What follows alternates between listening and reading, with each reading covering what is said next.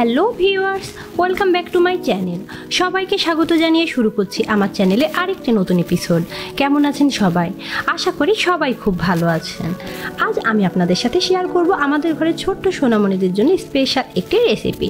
বিশেষ করে অনেক মায়েরা আমাকে কমেন্ট বক্সে জানান যে তাদের বাচ্চাদের ওজন বাড়ছে না, বাচ্চা খুবই শুকনো, বাচ্চা কিছু খেতে চায় না, অল্প পরিমাণ খায়। তাদের জন্যই মূলত আমাদের এই রেসিপিটা।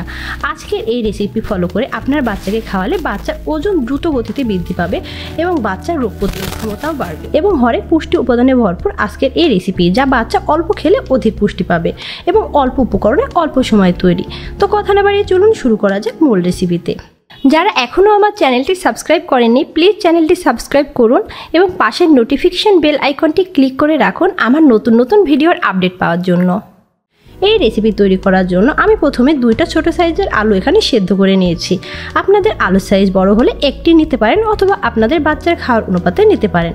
আর এখানে একটি ডিম আমি সেদ্ধ করে নিয়েছি ভিডিও দ্রুত করার সুবিধার্থে। এখন আলু থেকে খোসা এবং ডিম থেকে আমি খোসা ছাড়িয়ে নেব। আমি আলু এবং ডিম থেকে খোসা ছাড়িয়ে নিয়েছি। এখন আমি ডিমটা ব্যবহার করব। আগে আপনাদের বলে রাখছি, যে সকল বাচ্চাদের বয়স 6 থেকে 9 মাস সেই সকল বাচ্চাদের কিন্তু আপনি ডিমের কুসুম অন্ডে এই খাবারে ব্যবহার করতে পারেন। আমি আজকে পুরো ডিমটা ব্যবহার করব, কিন্তু ছোটো বাচ্চাদের ক্ষেত্রে আপনারা কুসুমটাই ব্যবহার করবেন। ডিম পুষ্টি উপাদানে ভরপুর একটি প্রাকৃতিক খাদ্য। এতে প্রোটিন এবং পুষ্টি উপাদানে পাওয়ার হাউসও বলা হয়ে থাকে। শিশু থেকে বৃদ্ধ বয়সের জন্য কিন্তু প্রতিদিন একটি করে ডিম প্রযোজ্য। একটি ডিমে রয়েছে 77 ক্যালোরি। ডিমে রয়েছে প্রচুর পরিমাণ প্রোটিন, যা বাচ্চাদের শরীরের বিভিন্ন ক্ষয় প্রতিরোধ করে। এছাড়া ডিমে রয়েছে আয়রন, যা বাচ্চাদের রক্ত স্বল্পতা দূর করে। ডিমে রয়েছে প্রচুর ভিটামিন। ডিমে রয়েছে ভিটামিন এ, ভিটামিন ডি। এছাড়া ডিমের কুসুমের মধ্যে রয়েছে স্যাচুরেটেড ফ্যাট ও ডায়েটেন কোলেস্টেরল থাকায় এই কোলেস্টেরল কিন্তু বাচ্চাদের ওজন দ্রুত গতিতে বৃদ্ধি করে। অবশ্যই ডিমের সাদা অংশের চাইতে কুসুমে কিন্তু পুষ্টি উপাদান বেশি। এখন আমি ডিমটা একটি গ্রেটারের সাহায্যে গ্রেট করে নেব।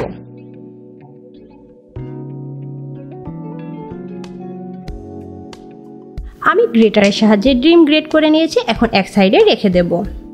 এখানে আমি সিদ্ধ আলুটাও নিয়ে নিয়েছি। আলুতে রয়েছে প্রচুর পরিমাণ মিনারেল, ভিটামিন ও কার্বোহাইড্রেট, যার ফলে বাচ্চাদের ওজন দ্রুত গতিতে বৃদ্ধি পায়।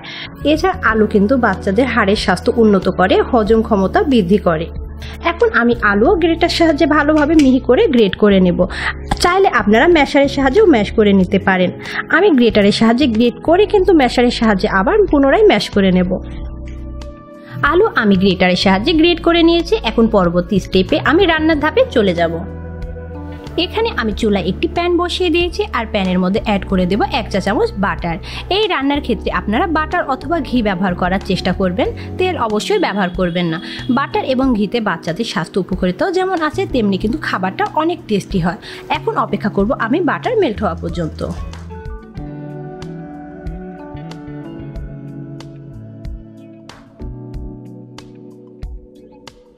বাটার মেল্ট হয়ে গিয়েছে। এক্ষেত্রে লক্ষ্য রাখবেন বাটার যেন পুড়ে না যায়। এখন আমি গ্রেট করা আলুগুলো অ্যাড করে দেব বাটারের সঙ্গে। বাটারের সাথে আলু অ্যাড করে আমি কিছুক্ষণ নেড়েচেড়ে ভেজে নেব।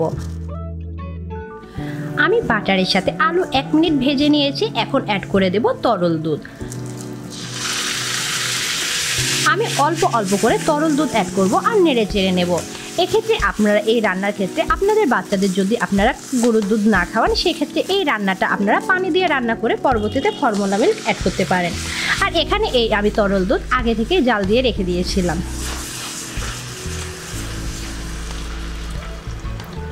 আমি 1 কাপ তরল দুধ অ্যাড করে দিলাম। এখন দুধের সাথে আলু ভালোভাবে নেড়েচেড়ে মিশিয়ে নেব।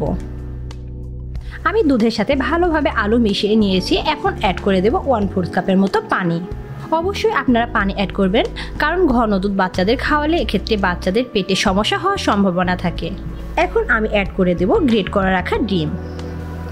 ডিম দিয়ে আমি ভালোভাবে নেড়েচেড়ে মিশিয়ে নেব। এখন আমি টেস্টের ব্যালেন্সের জন্য সামান্য একটু চিনি এবং সামান্য একটু লবণ অ্যাড করব। আমি চিনি অ্যাড করে দিলাম 2 চা চামচ ও 1 চিমটি লবণ। আপনারা যারা বাচ্চাকে 1 বছরের আগে লবণ ও চিনি দিতে চাচ্ছেন না, তারা স্কিপ করতে পারেন, কিন্তু লবণ ও চিনি অ্যাড করলে এখানে টেস্টের ব্যালেন্সটা খুব ভালো হয় এবং বাচ্চারা মজা করে খায়। আমি মিডিয়াম হিটে আরও 1 মিনিট রান্না করে নেব, রান্নাটির ঘনত্বটা পারফেক্ট না হওয়া পর্যন্ত। আমি আরও 1 মিনিট মিডিয়াম হিটে রান্না করে নিয়েছি। ঘনত্বটা দেখতেই পাচ্ছেন। এখন আমি চুলাটা বন্ধ করে দেব। আপনাদের বাচ্চাদের খাবার অনুপাতে আপনারা ঘনত্বটা রেখে দেবেন।